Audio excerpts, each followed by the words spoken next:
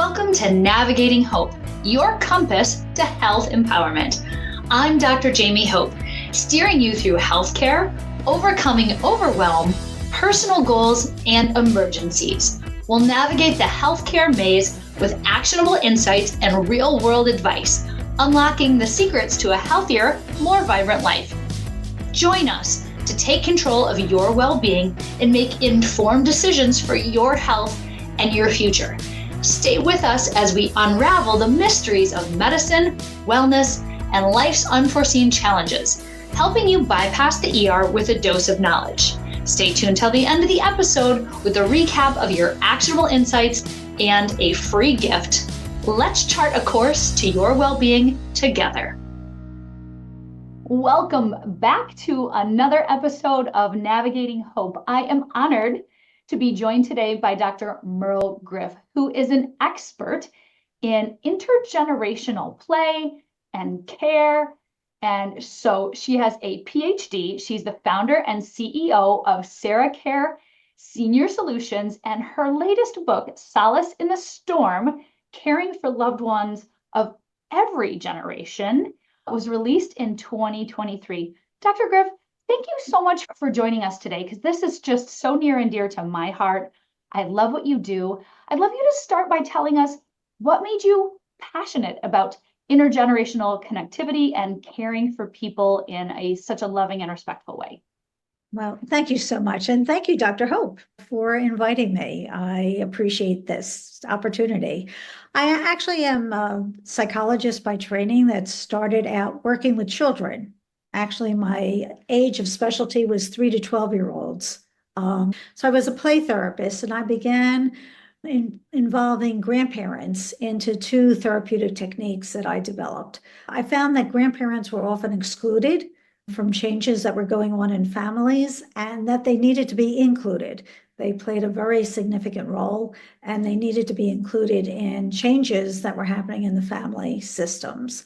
I also had the opportunity to begin to study intergenerational relationships with Dr. Sally Newman at the University of Pittsburgh.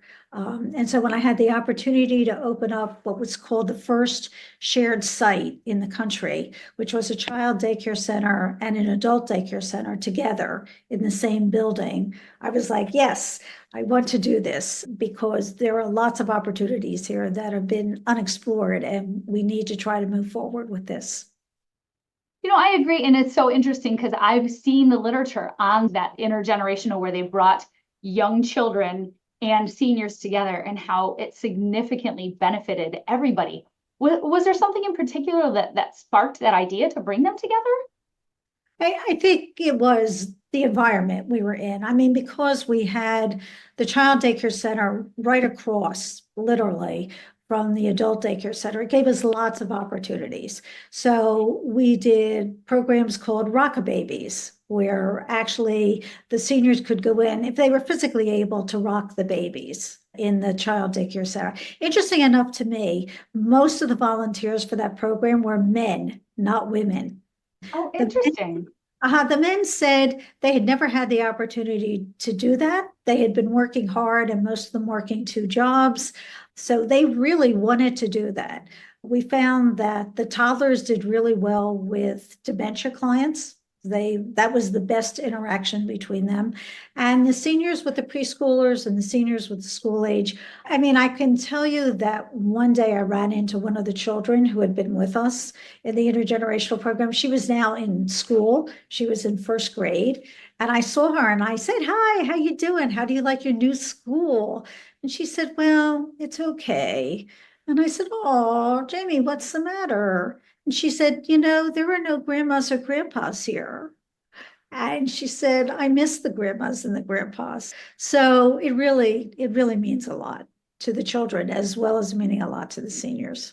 Well, and that's incredibly heartwarming, because everybody needs connection. In particular, kind of us adults in that middle part, we're busy, right? We're working, we're trying to pay the mortgage, do the thing. But to have people with this incredible lived experiences, love, and so many gifts to give, to get to spend time with the young children who need that attention. What an incredible pairing. I will tell you, it also worked. I was just in Croatia presenting this material on running therapy groups between adolescents, teenagers, and seniors. And we were dealing with teenagers in a locked day treatment unit. So you can tell these were kids with issues, with behavioral issues, all right? Once a week, we brought seniors from our adult day center and some from the nursing home into there. Everyone was interviewed, everyone was screened ahead of time, but they were together for 8 weeks at a time.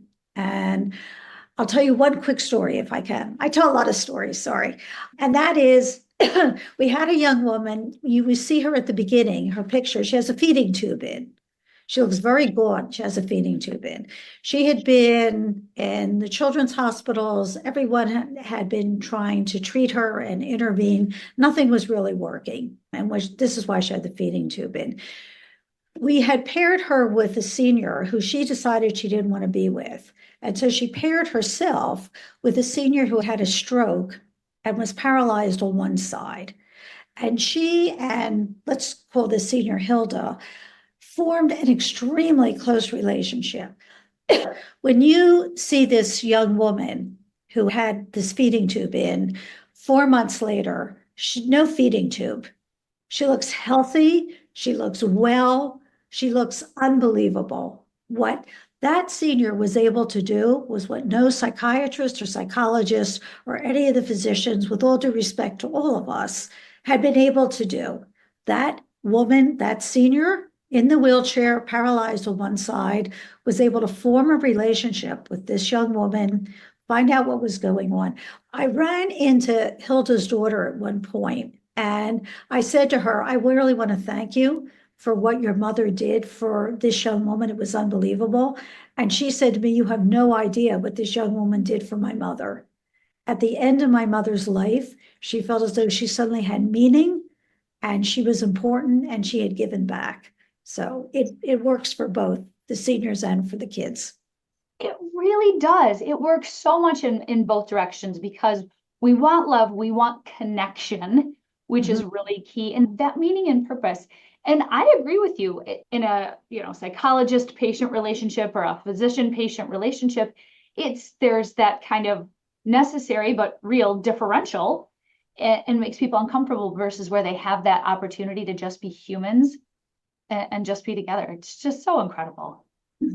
Yeah. Oh, I love those kind of stories. So we definitely need more. With the work that you do, and you mentioned internationally, so you're driving initiatives specifically around senior care and aging. How do you see the role of adult day services evolving in the future, especially as you know the population is aging and that need for care is expanding? What are you seeing? And then we'll dive into what would you like to see? The reality and the dream. So I think the reality is that after COVID, people began to recognize the value of adult daycare centers.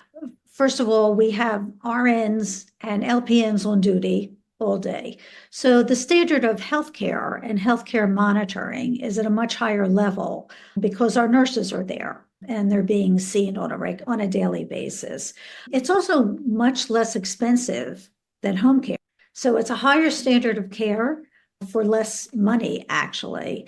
And it allows the family caregiver to either continue working if that's what they need to do, or they need respite. They need to go to their own doctor's appointment. They need to go out to lunch with their friends, which is really important. And so it plays a very, very important role. We like to think, and we know actually, that we're able to keep people from leaving their families and homes and going into a nursing home when they really don't need to do that. Yeah, and I think because sometimes families feel a little bit overwhelmed with the care needs and trying to balance some people who are in the sandwich generation and have children as well as an ill or elderly family member and work and all that. And what I love about daycare specifically is, as you said, it can keep people out of nursing homes. So what are the challenges that some people face? Nursing homes are very valuable. And what are some of the things that you see with people in a nursing home versus daycare?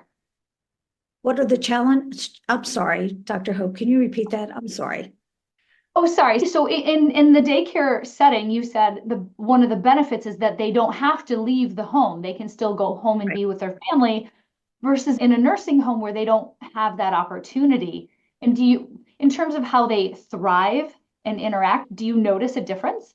I notice a big difference. I mean, in the adult day centers, people are more involved still in their communities. So they go out. At SarahCare centers, we're out all the time. So they're going to movies, they're going to museums, they're going to concerts. We have adapted sports programs, adapted golf, adapted fishing, adapted bowling. You want to do it, the day center will do it. And so they live a fuller life and they're more involved in the community. I've owned nursing homes and assisted livings. It's tough. And no matter how high the standard of care is you want, it's still a 24/7 operation. And it's hard to watch a 24/7 operation and make sure everything is at the level you want it to be. It's much easier in a day center. It's also easier to get staff because, our one ads read no evenings, no weekends, no holidays. So it's much, much easier. And the staff are much more involved with the families. They have more direct involvement. So I have nurses, for instance, who tell me this is why I went into nursing. To really provide this type of care and to have these kinds of relationships with people. I couldn't do that in the hospital setting or in the nursing home. That's just lovely because of that opportunity for connection. And what I like about this kind of solution is that, there's some misconceptions that you're supposed to just drop your loved one off and they're just going to be parked in a wheelchair in front of a television all day, Mhm. which can sometimes happen with home care if there are some limitations, but they're living lives, they're being more social and more active than they would be in so many other environments. Right. We also try to take care of as many services as possible while they're with us. So for instance, the podiatrist will come into the centers.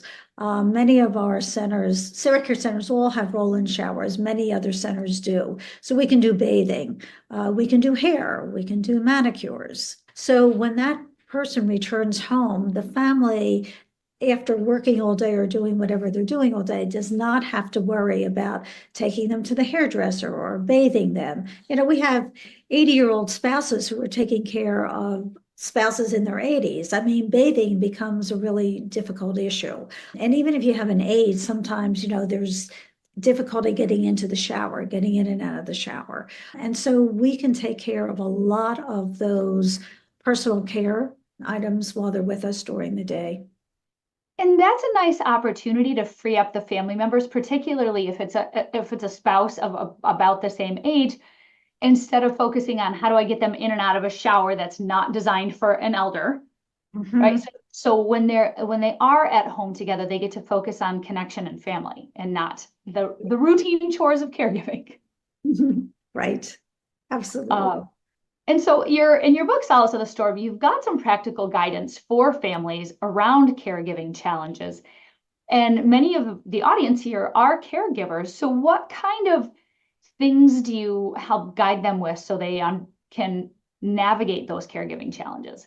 Well, the reason for writing the book was I wanted to give people things they could do to relieve their stress and to refuel if they only had 5, 10, 15 minutes a day. I mean, part of the problem I had as a family caregiver was everything I was reading either didn't make sense to me. I mean, if I had one more person tell me I should own the problem, I mean, like, fine, now I own it. Now what do I do with it? I mean, I need a solution, all right? Or it was something that was going to take me an hour a day. I didn't have an hour a day as a family caregiver to meditate or do whatever. And, I didn't have $1,000 to join a gym. So what I needed was something I could do in 5, 10, 15 minutes a day. And that's what the book is really filled with. Those types of easy to integrate into your daily life kind of solutions. So I'll tell family caregivers, look, if your family member loves to watch I Love Lucy reruns, don't use that time to fold laundry and be busy doing other things. Take a break, sit down with them, watch the show, have some laughs together, enjoy that time together. We tend to always want to be productive. And so if our family member is occupied, whether it's a child or a senior doing something, we're doing work. No, no, no. Sit down.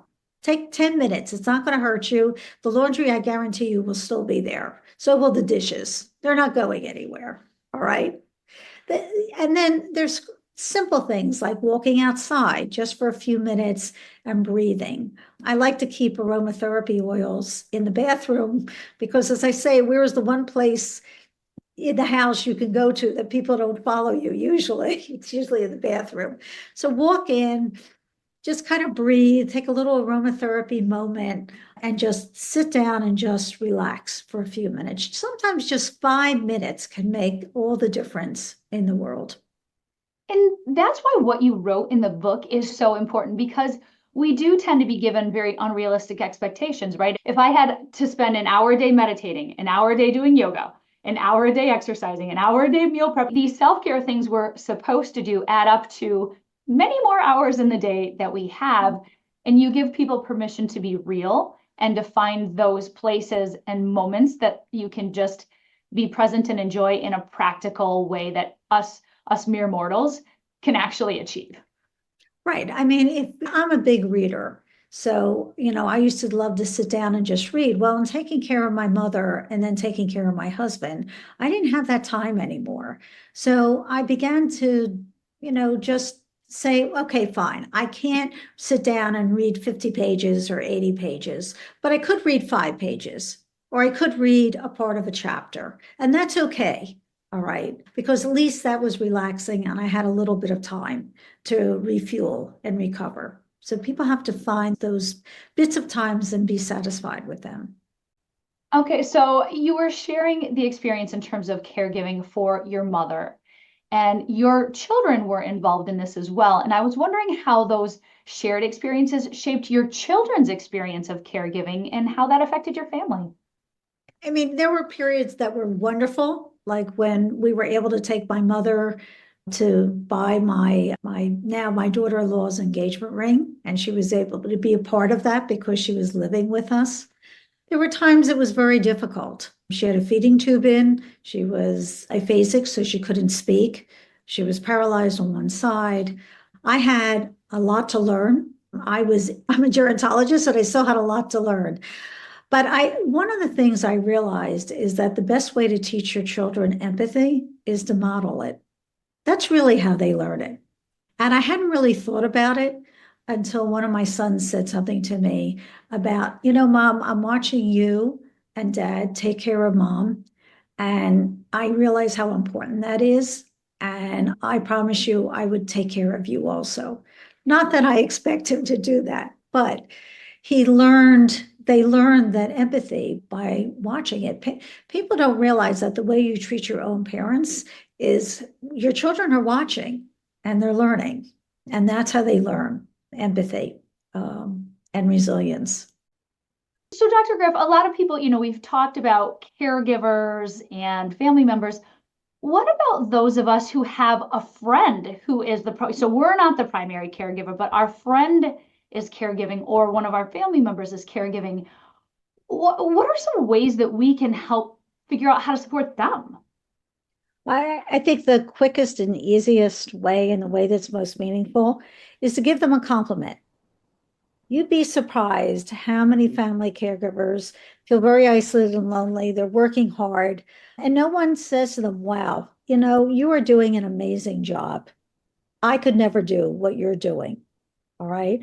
Or send them a card, that says, wow, you're really terrific. Or a little plant, just that little something that lets people know you care about them, you're out there, they think you're amazing, really just means a lot. I'm so glad you said that, because we see that in the emergency department. So I see family members coming in with their patients, and anytime the patient is clearly well taken care of, clean, like doing we always, well, not all of us, but many of us stop and take the time to compliment the family caregiver. Wow, what an amazing job you're doing. And we know how challenging this is. There's no decube ulcer, because we see the opposite. So I know what that comparison is too. So, Right. so Right. I'm so glad that you said that. I think that's really important. And it is especially important for family members who are not the primary caregiver. People, especially when they come to visit, we're coming up to holidays now, they tend to come in and, they're kind of shocked sometimes by what they see in terms of how someone's deteriorated or they've gotten more ill. And they express that shock by being critical. And so the first thing out of their mouth is, well, why are you doing that? And why isn't mom this? And why isn't dad that? And that's so frustrating to a family caregiver who's already exhausted and trying to do the best they can do. And it doesn't open the door to communication about what's going on. And so I tell people when you walk in, find something positive to say. There's always something positive to say. Mom's looking great. Gee, dad looks like he's eating well. I know all those calls to the doctors take tremendous amount of time and you're doing such a great job. Then you can get into other issues if you need to, but that at least opens the door and keeps the door open for communication.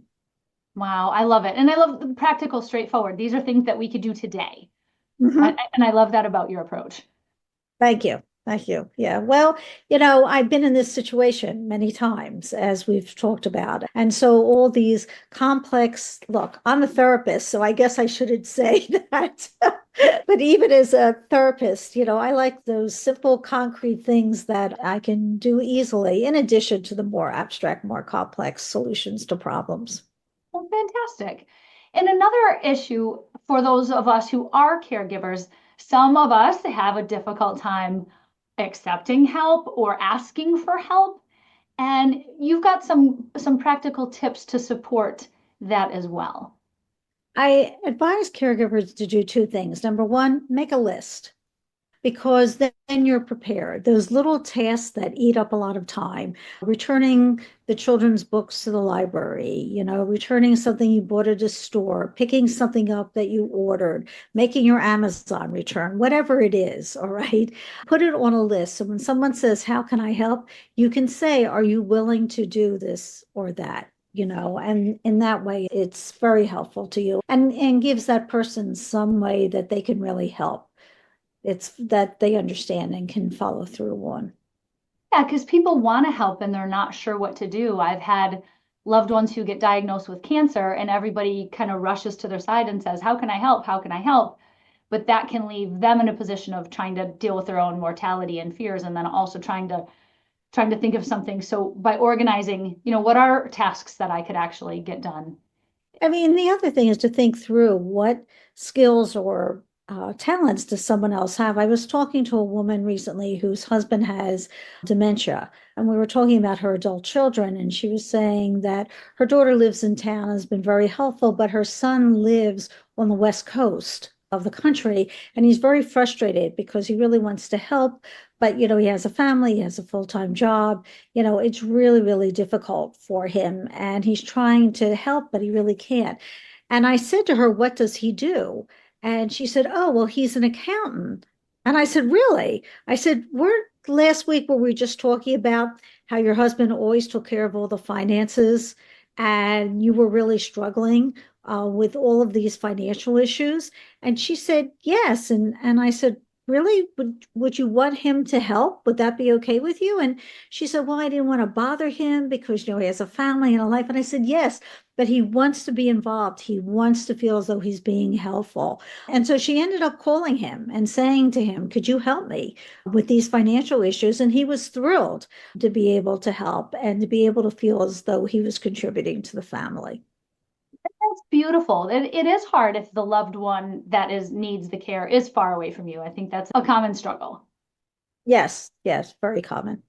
Yeah. So, well, Dr. Griff, any last words of wisdom for us? This is a complex topic. We've talked about caregiving and stories and intergenerational connections. Any last take-home tip that we can use? I guess just to be aware of your own self-talk.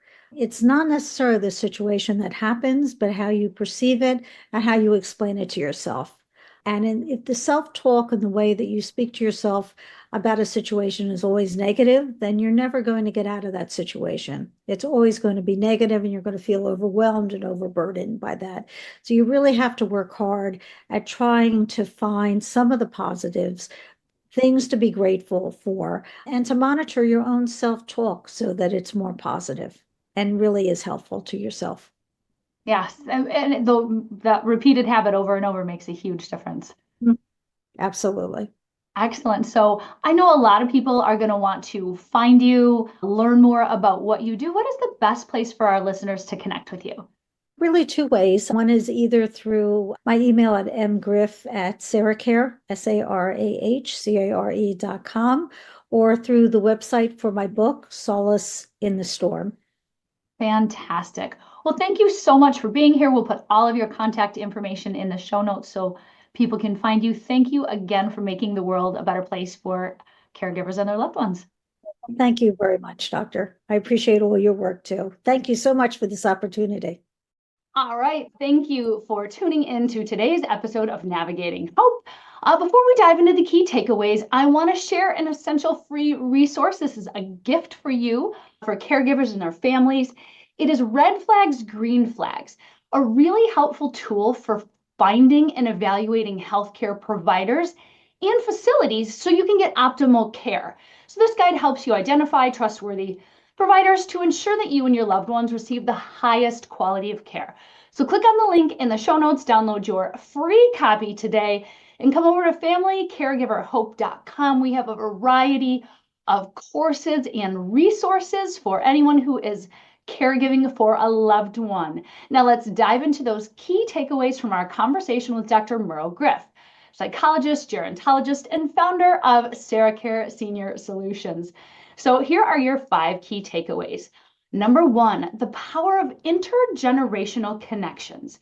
Dr. Griff highlighted the transformative impact of intergenerational relationships. Her programs, like pairing seniors with young children in shared care settings, foster connection, empathy, and that sense of purpose. So it benefits both the young and the elderly. Number 2, adult daycare as a holistic solution. Adult daycare centers, like those pioneered by Dr. Griff, provide a cost-effective alternative to nursing homes.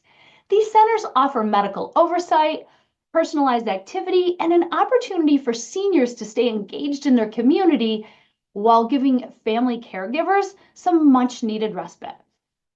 Number 3, balancing caregiving with family life. Sharing her personal experience, Dr. Griff emphasized the importance of modeling empathy for children during caregiving. Involving her own children in her caregiving journey taught them compassion and resilience. It demonstrates the profound impact that caregiving can have on family dynamics. Number 4, practical strategies for caregivers. In her book, Solace in the Storm, Dr. Griff offers practical advice to help caregivers navigate daily stress.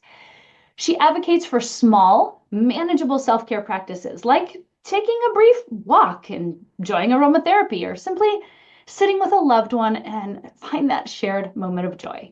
And number 5, empowering seniors and families through adapted activities, personal care services, and a focus on maintaining dignity. Dr. Griff's approach ensures seniors remain active and engaged while alleviating that caregiving burden on families. These solutions foster a better quality of life for everyone involved. Thank you, Dr. Griff, for these incredible insights. Remember, caregiving is a journey that requires compassion, including self-compassion, connection, and support. So stay hopeful, stay determined, and as always, keep navigating your journey with hope. Thank you for tuning into Navigating Hope with me, Dr. Jaime Hope. It has been an honor to navigate the realms of health and wellness with you today. Remember, in the journey toward a healthier life, knowledge is your compass. If you enjoyed our time together, please share, like, and subscribe to Navigating Hope. Join us next week where we'll continue to empower your health journey, arming you with the wisdom to navigate life's challenges and keep the emergency room in your rearview mirror.